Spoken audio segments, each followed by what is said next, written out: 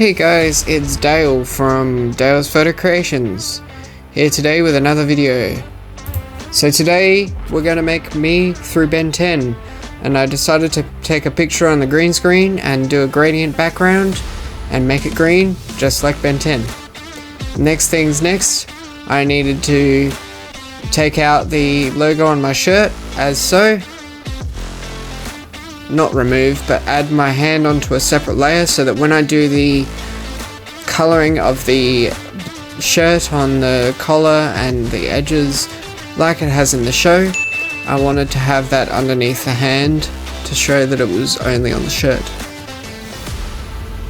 So I'm just going through and doing the coloring on the tips of the shirt and having the black line down the middle like he does in the show. I don't need a reference image because I used to watch the show as a child all the time, so I know what I'm looking for. Next things next, I put it in overlay so that it would match the crinkles and folds of the shirt, and put the Omnitrix logo on there for the watch.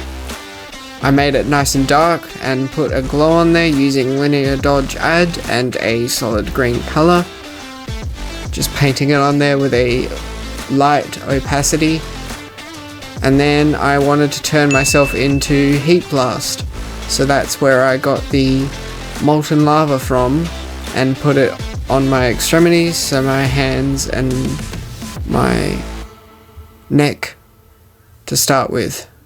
So I'm just masking that away with the selection of my green screen photo active, so that it keeps within the bounds of the subject. And I wanted to have the watch still visible, so I left that as it was and tried to make it fade away as if it was mid-transformation. But that was difficult to do. Next up was my neck, which was probably one of the easiest things to do because you could just fade it out with the neck line. Here we are, still trying to figure out the appropriate fading distance of all of the things. And now I put a glow on the molten lava so that the yellow and orange bits become more alive. I experimented with glowing my eyes, making them orange because in the show they technically made of fire, the eyes are. But I decided to change this later and take it out. Next things next, I wanted to try and experiment with my hair being on fire because in the show they decided to make the hair out of solid white flame, but I didn't like the look, so I decided to scrap that idea, as you'll see in a moment. Next, I wanted to add some green particles to the image so that it looked like I was mid-transformation and the Omnitrix, or the watch, was being lit up. And I wanted to use the